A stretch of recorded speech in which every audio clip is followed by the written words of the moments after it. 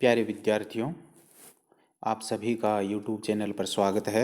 आज हम पढ़ेंगे रेडियो लेखन। इसके अंतर्गत हम पढ़ेंगे रेडियो लेखन के लिए आवश्यक उपकरण कौन कौन से हैं। जैसे आवश्यक उपकरणों में आ जाते हैं उच्चरित शब्द, ध्वनि प्रभाव, मौन, संगीत। और माध्यम के रूप में रेडियो श्रोता की कल्पना शक्ति का उपयोग किया जाता है, जीवंतता बनी रहती है, लचीलापन होना चाहिए और तत्परता। और रेडियो लेखन के विविध रूप कौन कौन से हैं, उन रूपों के बारे में भी हम चर्चा करेंगे। जैसे रेडियो लेखन के विविध रूप है, उच्चरित शब्द आ गए, ध्वनि एवं संगीत प्रभाव आ गए, खेती और घर प्रभार पर भी रेडियो में चर्चाएं की जाती है। उसी को लेकर आज हम पढ़ेंगे रेडियो लेखन के विविध रूप कौन कौन से और रेडियो लेखन क्या है। सबसे पहले हम जानते हैं कि रेडियो लेखन क्या है। इलेक्ट्रॉय माध्यमी लेखन में प्रमुखता रही है रेडियो के लिए लेखन की।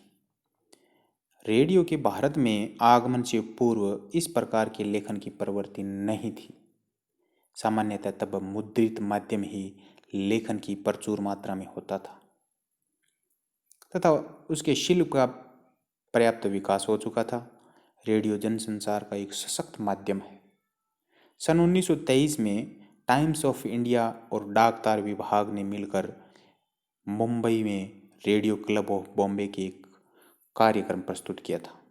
ऐसा ही कार्यक्रम सन 1924 में चेन्नई में भी हुआ। इसके प्रयोग के बाद सन 1926 में इसे इंडियन स्टेट ब्रॉडकास्टिंग कंपनी ने रेडियो प्रसारण प्रारंभ किया। सन 1930 में इसे इंडियन स्टेट ब्रॉडकास्टिंग सर्विस नाम दिया गया। जनवरी 1936 में इसका मुख्य प्रसारण केंद्र दिल्ली में स्थापित हुआ और इसे इसी वर्ष यानी सन 1936 में ही ऑल इंडिया रेडियो नाम से जाना गया। और स्वतंत्रता प्राप्ति के बाद सन 1957 में इसे आकाशवाणी नाम दिया गया और तब से इसका नाम आकाशवाणी है। रेडियो संचार का ऐसा माध्यम है जिसे अंधा बक्सा यानी ब्लाइंड बॉक्स कहा जाता है। यानी रेडियो संचार का एक ऐसा माध्यम है जिसे अंधा बक्सा यानी ब्लाइंड बॉक्स कहा जाता है। इस माध्यम में उच्चरित शब्द और भाषा के माध्यम से ही श्रोता तक पहुंच पाता है। आधारभूत तथ्य यह है कि इसे प्रसारित संदेश देखे नहीं, सिर्फ सुने जाते हैं। यानी इसमें संदेश सुने जाते हैं और सुनने के लिए ध्यान लगाने की भी आवश्यकता होती है। ध्यान भंग होते ही संदेश क्या हो जाते हैं, हवा हो जाते हैं। इसलिए पहली शर्त यह है कि संदेश इसमें सुने जाते हैं और ध्यान लगाने की आवश्यकता होती है। अतः रेडियो एक सशक्त श्रव्य माध्यम है, यानी सुनने का माध्यम है। श्रव्य माध्यम होने के कारण रेडियो पर प्रसारित होने वाले संदेशों को बड़ी सावधानी से ढालना होता है और अपनी प्रकृति में सरल, सहज और ग्राह्य बनाए जाते हैं। जटिलता से संचार में बाधा होती है। यानी संचार के माध्यम में अगर जटिलता आ जाती है तो उसमें बाधा उत्पन्न होती है। इसलिए माध्यम बड़ा ही सरल और सहज भाषा में होना चाहिए। अब श्रव्य भाषा की प्रकृति कैसी होनी चाहिए। श्रव्य भाषा एक ऐसा साधन है जिसे सुनकर तत्संबंधी कल्पना से एक चित्र साकार किया जाता है, क्योंकि वह दृश्यहीन माध्यम है। यानी रेडियो एक दृश्यहीन माध्यम है, श्रव्य माध्यम है और इसमें भाषा की प्रकृति ऐसी होनी चाहिए कि तत्काल हमारे सामने किसी समाचार को, किसी घटना को सुनकर हमारे सामने एक चित्र उपस्थित हो जाता है और चित्र साकार चित्र उपस्थित हो जाता है। इसलिए श्रव्यता के स्तर पर भाषा में शोर या मौन एक विशेष कोड का काम करता है। यानी रेडियो पर जब हम समाचार सुनते हैं, एक विशेष प्रकार का शोर आता है या अचानक मौन हो जाता है, तो वह एक विशेष प्रकार का कोड का काम करता है। साथ ही संकेत भी काम करते हैं। वास्तव में संकेत किसी पदार्थ से किसी क्रम के अनुसार जुड़ते हैं तथा पदार्थ विशेष का प्रतिनिधित्व करते हैं। इसी भाषागत विशेष प्रकृति के अनुरूप रेडियो के लिए भाषा संबंधी विशेष उपकरणों का ज्ञान भी होना अनिवार्य है। यानी अब हम जानते हैं कि रेडियो के लिए भाषा संबंधी अनिवार्य उपकरण कौन कौन से होते हैं। रेडियो लेखन में उच्चरित शब्द और उसकी उत्पन्न ध्वनियाँ, मौन और संगीत का ही प्रयोग किया जाता है। अतः रेडियो आलेख के लिए हमें ये आवश्यक उपकरण है, ये ध्यान में होने बहुत ज़रूरी है। पहला उपकरण है उच्चरित शब्द, ध्वनि का प्रभाव, और तीसरा मौन, और चौथा संगीत। ये रेडियो आलेख के लिए, या हम कह सकते हैं रेडियो लेखन के लिए, ये बहुत ही उपयोगी उपकरण है। अब देखते हैं, जानते हैं उच्चरित शब्द, इसके बारे में जान लेते हैं। रेडियो के लिए आलेख तैयार करने पर लेखक स्वयं या उद्घोषक या फिर पात्र उसके लिखित शब्द को स्टूडियो में अपेक्षित ढंग से उच्चारित कर संप्रेषित करता है और श्रोताओं से उच्चारित शब्द को अपने रेडियो सेट या ट्रांजिस्टर पर सुनता है। अतः आलेख में निम्नलिखित प्रत्येक शब्द श्रोता तक उच्चरित रूप में ही पहुंचता है। यही कारण है कि जब आलेख तैयार किया जाता है तो वह उच्चरित ध्वनि के निकट होना चाहिए, मुद्रित शब्द के निकट नहीं। यानी जैसा मुद्रित किया जाता है वैसा न होकर के भी जो शब्द उच्चरित शब्द है वह ध्वनि के नज़दीक होना चाहिए, ताकि श्रोता को आसानी से समझ में आ सके। लेखन के लिए यह अपेक्षा की है कि वह ऐसे शब्दों का प्रयोग करें जिनके उच्चारण में उद्घोषक या आलेखवाचक को कोई कठिनाई न हो। इसके लिए वह सामान्य नियम है कि तत्सम, क्लिष्ट और आलंकारिक शब्दों का प्रयोग नहीं करना चाहिए। यानी उच्चरित शब्द है, यानी जो शब्द लेखन है, मुद्रित शब्द है, उच्चरित शब्द है, वह बिल्कुल मुद्रित शब्द के निकट न होना चाहिए।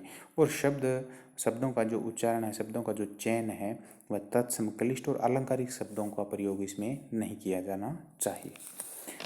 अगला आवश्यक उपकरण है ध्वनि प्रभाव। रेडियो माध्यमी लेखन में उच्चरित शब्दों के साथ ही ध्वनि का भी प्रयोग होता है।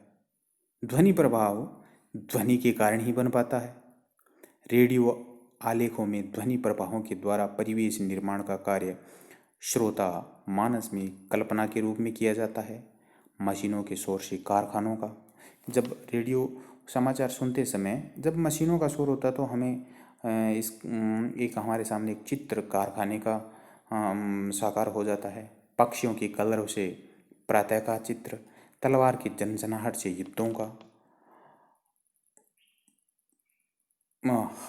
हॉकरों की दबती और उभरती सामान बेचने की आवाज़ से प्लेटफार्म का, ट्रैफिक के शोर से रास्ते का, बसों या वाहनों के गुजरने और हॉर्न के शोर से चौराहे का वातावरण निर्मित किया जाता है। कभी कभी स्टूडियो में उपलब्ध ध्वनि संग्रह सहित ध्वनियों का उपयोग किसी नाटक को वातावरण सृष्टि के लिए किया जाता है, जिसके लिए आलेख में यथासंभव संकेत दे दिया जाता है। इसलिए आलेख लेखक को विविध प्रकार के ध्वनि प्रभावों का भी ज्ञान होना बहुत जरूरी है। मौन, ये भी इसका एक आवश्यक उपकरण है रेडियो लेखन के लिए। मौन रेडियो माध्यमों में जहाँ उच्चरित शब्द और ध्वनि का महत्व है, वहीं यह नहीं भूलना चाहिए कि रेडियो में मौन या पॉज का महत्व नहीं है। रेडियो पर मौन या पॉज भी सुना जा सकने की स्थिति बनती है तथा वैसा अनुभव किया जा सकता है। रेडियो नाटकों में मौन का सार्थक प्रयोग होता है। स्तब्धता, आक्रोश, भय आदि के उल्लेख के लिए आलेख लेखक प्राय मौन का संकेत दे देता है। मौन का एक अन्य प्रयोग रेडियो में प्रसारित होने वाले दो कार्यक्रमों के बीच अंतराल के लिए भी किया जाता है। जब रेडियो का एक कार्यक्रम समाप्त होता है और दूसरा कार्यक्रम शुरू होने को होता है, तो दोनों के बीच में जो अंतराल होता है वहाँ मौन का प्रयोग किया जाता है। लेकिन यह अंतराल क्षणिक ही होना चाहिए, लेकिन यह लंबा अंतराल नहीं होना चाहिए, अंतराल क्षणिक होना चाहिए, अन्यथा इसका श्रोताओं पर विपरीत और निषेधात्मक प्रभाव पड़ता है। यानी श्रोता अपना बैंड चेंज कर सकते हैं इसके, यानी ये समय अंतराल है वो क्षणिक होना चाहिए और इस अंतराल में मौन का प्रयोग किया जाता है। हास्यपरक कार्यक्रमों के आलेख में हल्का सा मौन फिर पृष्ठभूमि में खिलखिलाते स्वर हास्य और व्यंग्य को और अधिक धारदार बना देता है।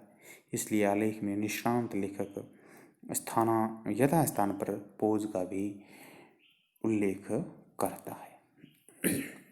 और रेडियो लेखन में इन तीन उपकरणों के अलावा एक चौथा उपकरण है संगीत, जिसका भी बहुत महत्वपूर्ण स्थान है। रेडियो कार्यक्रम बिना संगीत के संभव ही नहीं है। संगीत की भूमिका रेडियो पर प्रमुख रहती है। आज एफएम रेडियो पर संगीत की ही प्रधानता है। रेडियो संगीत सुनने का आनंद ही कुछ और होता है। रेडियो के गीतों भरी कहानी विषय का आलेख में इसका भरपूर उपयोग लेखक करता है। यही नहीं, गीत संगीत के कार्यक्रमों के बीच भी विभिन्न समस्याओं से लोगों या श्रोताओं को अवगत कराया जाता है। यानी कोई भी समस्या है उनको अवगत कराने के लिए भी संगीत का सहारा लिया जाता है। रेडियो नाटक लिखते समय लेखक को संगीत के उपयोग की जानकारी विशेष प्रभाव उत्पन्न करने में बहुत महत्व रखती है, क्योंकि रेडियो नाटककार संगीत द्वारा ही प्रसन्नता और दुख के वातावरण का उल्लेख अपने श्रोताओं के कल्पित वातावरण के अनुभव करा देता है। यानी जब श्रोता सुनता है तो संगीत के माध्यम से सुख का अनुभव और दुख का अनुभव, यानी संगीत में ऐसी ध्वनियाँ उत्पन्न की जाती है कि कुछ संगीत ध्वनियाँ होती है जो चित्त को प्रसन्नचित करने वाली होती है, और कुछ ध्वनियाँ होती है जो शोक को प्रकट करती है, दुख को प्रकट करती है, और उन्हीं ध्वनियों के माध्यम से जो श्रोता है कल्पनाएं करने लगता है। यही नहीं, नाटक के आरंभ वाला संगीत या उसके स्वर लहरी दृश्य समाहित और नए दृश्य के आरंभ में किए जाने के मध्य संकेत का काम भी करती है, क्योंकि दृश्य परिवर्तन के लिए इससे उपयुक्त और साधन कोई संभव नहीं हो सकता। अस्तु यह कहना उचित नहीं होगा कि रेडियो के आलेख विशेष को छोड़कर सभी आलेखों के लिए लेखक को संगीत की विशेषताओं से भली प्रकार से परिचित होना अत्यंत अनिवार्य है। रेडियो नाटक, रेडियो रूपक, काव्य और संगीत रूपकों में उच्चारित शब्द, ध्वनि प्रभावों, मौन तथा संगीत के व्यापक प्रभावों से लेखक का निकट परिचय रेडियो लेखन की प्रथम आवश्यकता है। ये थे रेडियो लेखन या रेडियो आलेख के लिए आवश्यक उपकरण: उच्चारित शब्द, ध्वनि प्रभाव, मौन और संगीत। इसी वीडियो के अगले भाग में हम पढ़ेंगे रेडियो के माध्यम के विविध रूप, जिसमें श्रोता की कल्पना शक्ति का उपयोग होता है, जीवंतता बनी रहती है और लचीलापन, तत्परता। फिर रेडियो लेखन के विविध रूप कौन कौन से हैं, रेडियो के कार्यक्रम कौन कौन से हैं, उनके बारे में अगले वीडियो में चर्चा करेंगे। वीडियो ज़्यादा लंबा नहीं हो जाए इसलिए हम इसका पार्ट 2 अगला वीडियो लेकर आएंगे।